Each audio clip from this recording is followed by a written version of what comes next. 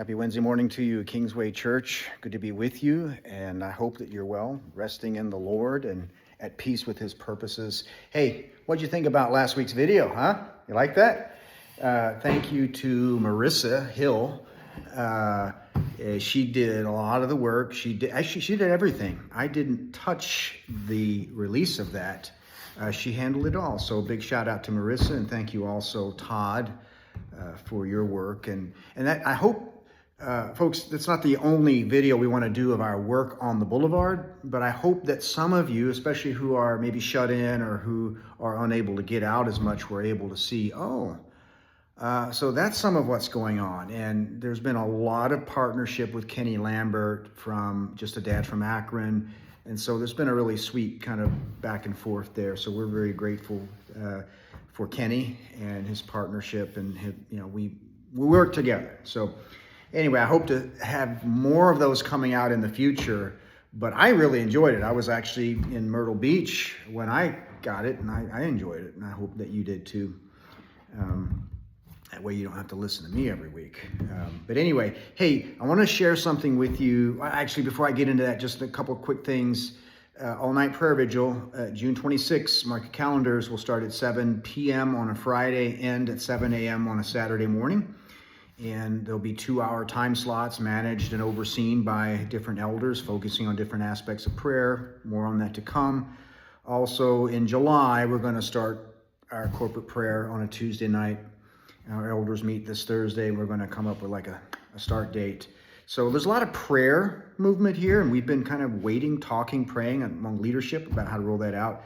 And one final thing is, this is like a kind of a prayer theme. It's all hitting in June, early July, but I want to do like a prayer seminar, more details on that, but I hit it up on a Saturday.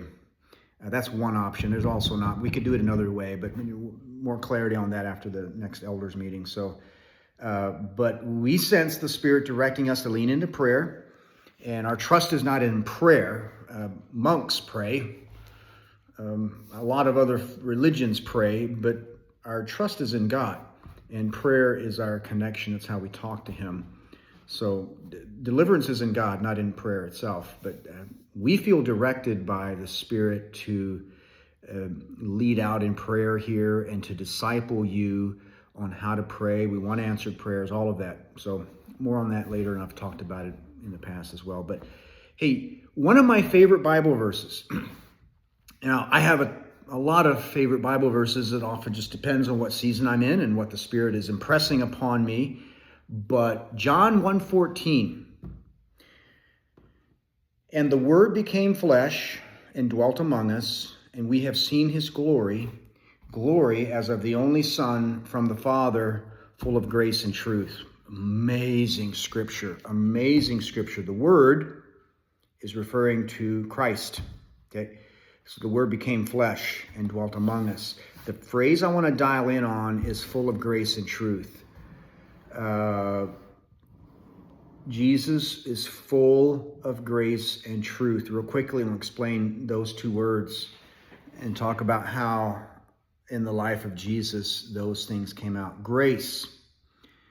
I grew up in churches and heard preachers say grace is unmerited favor, and it is that, but like the premier lexicons, which I care a lot about, it has more to do with favor and goodwill coming from someone to another person. And in the case of Jesus, He was overflowing with goodwill towards someone, towards the world, towards people. And you've probably run into people like this, and hopefully you've run into a lot of them in the church families through the years, but full of goodwill and kindness towards others, and it's kind of bubbling up and flowing over. Truth, that's probably a little easier for me anyway. That which accords with reality. It's not make-believe, it's not hypothetical, it's like fact, and you can bank on it. Now, Jesus was full of these, and we could even say that He was full of grace and truth at infinite levels. So John 3 talks about Jesus having the Spirit without measure, meaning the Spirit dwelled in Jesus without any inhibition, which if he dwelt in us fully, we would probably die. But grace and truth were in Jesus at infinite levels, meaning there was no shortage of it. There was no compromise. It was completely full. He was full of it. Grace and truth of those things.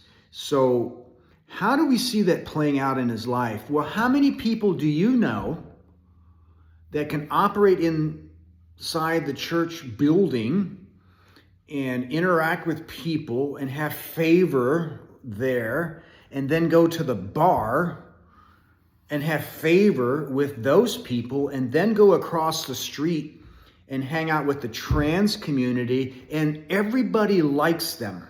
Okay, how many people do you know like that? Because the record that we have in the New Testament is that Jesus was hitting up all these social groups, and everybody was just like drawn to him, with the exception of the religious hypocrites. One of the reasons they were so drawn to him was he's full of grace.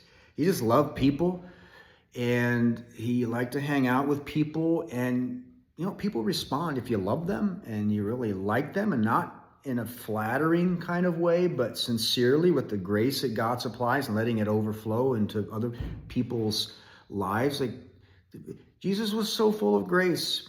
If he were here today, you would be drawn to him. If he were at your workplace, you would want to hang out with him. You would look for ways to cross his path and interact with him.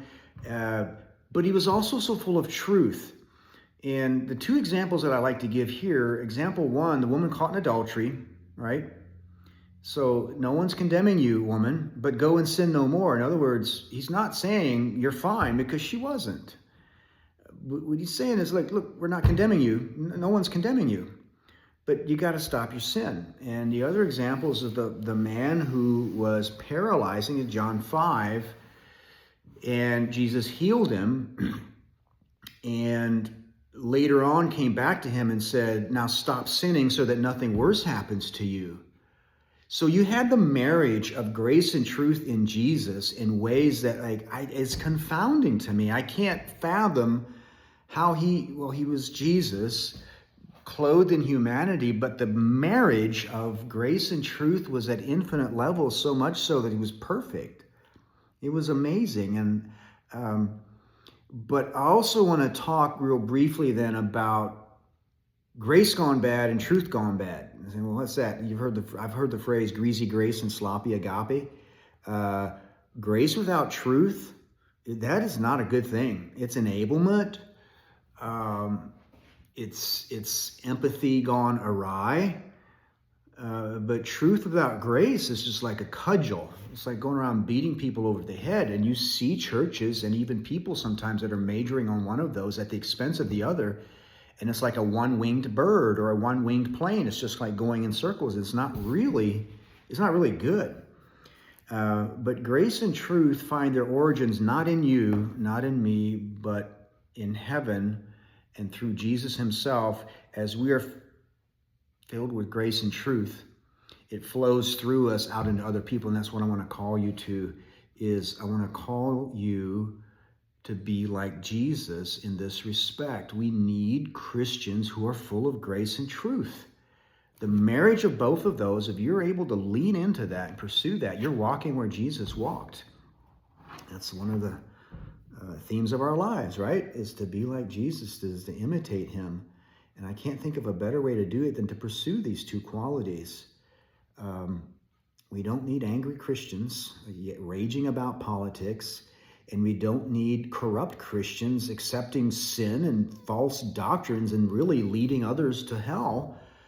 We need Christians who are full of grace, love, and goodwill, and that is balanced with truth. That's what we need. That's where Jesus walks. So I'm going to call you to that in your workplace, in your family.